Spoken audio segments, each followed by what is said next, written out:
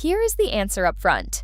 3 free means a polish is made without 3 specific ingredients: formaldehyde, toluene, and dibutyl phthalate, known in the industry as the old toxic trio. That part is real, it has a real history, and today almost every polish on the shelf qualifies. But the numbers after that, 5 free, 7 free, 10 free, all the way up to the 21 free labels now appearing, are a different story. And by the end of this video, you will know exactly where the science stops and the marketing starts. You will also hear about the study that found something genuinely wild. Some polishes labeled 3 free tested with more of those ingredients than polishes making no claims at all.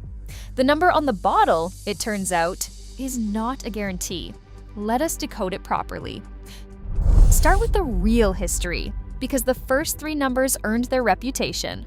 Through the 90s and early 2000s, most polishes relied on that trio: formaldehyde-based hardeners, toluene as a solvent, and DBP as a plasticizer to keep polish flexible.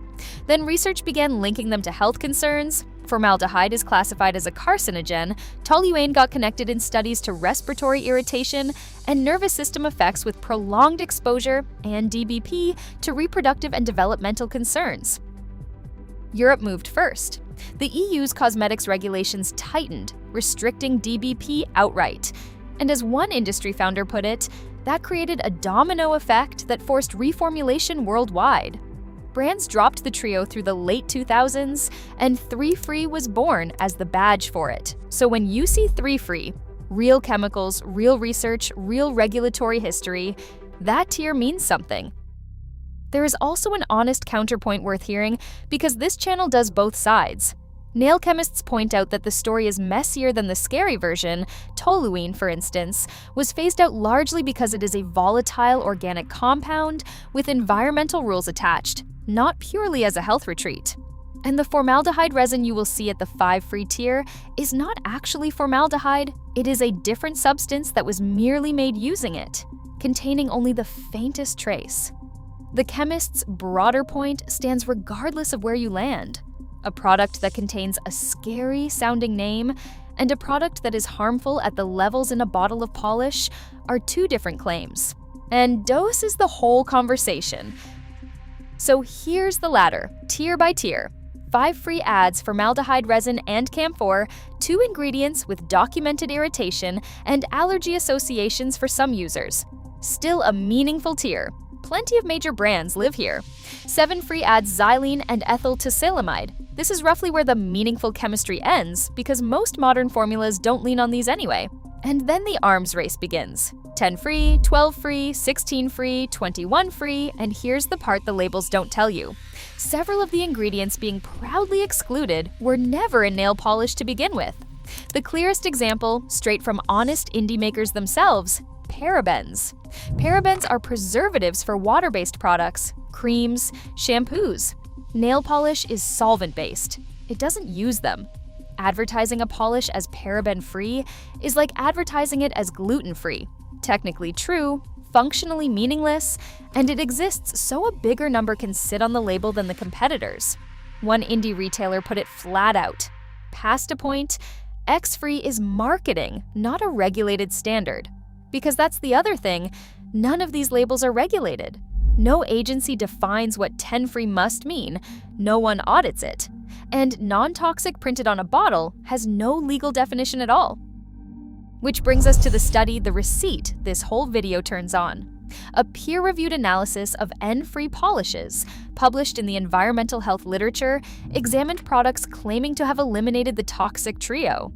The finding: a number of polishes labeled 3 free actually contain toluene and DBP, in some cases at higher concentrations than products that made no free from claims whatsoever. Sit with that. The label that exists to reassure you was, on some bottles, the opposite of the truth.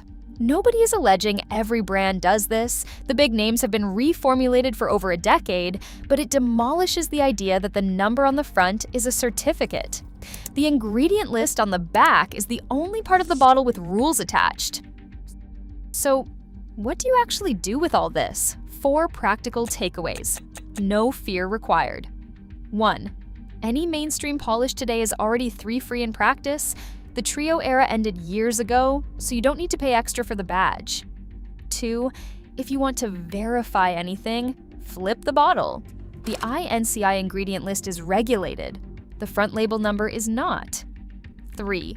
The research consensus is that for a person painting their nails at home now and then, exposure is brief and small. The serious, well-documented concern in the literature is occupational. Salon workers breathing polish solvents all day, every day, which is why ventilation dominates that research. Your bigger everyday variables are boring ones: paint in a ventilated room, cap the bottle, done. And 4, if a brand's marketing leans harder on its number than its formula, 21 free, read that as a signal about the marketing department, not the chemistry. Bottom line, 3 free was a real victory. 5 and 7 are reasonable extensions. And everything after that is mostly a bidding war for your anxiety. The polish in your drawer is almost certainly fine. The label just wants you to feel like it's fine because of them. Next video. Everyone says gel manicures last longer, but what does a salon gel habit actually cost per year versus doing it yourself? And what does that UV lamp really do? We ran the numbers and read the dermatology. That's the next one. Subscribe so you don't miss it. Sources for everything today are linked below.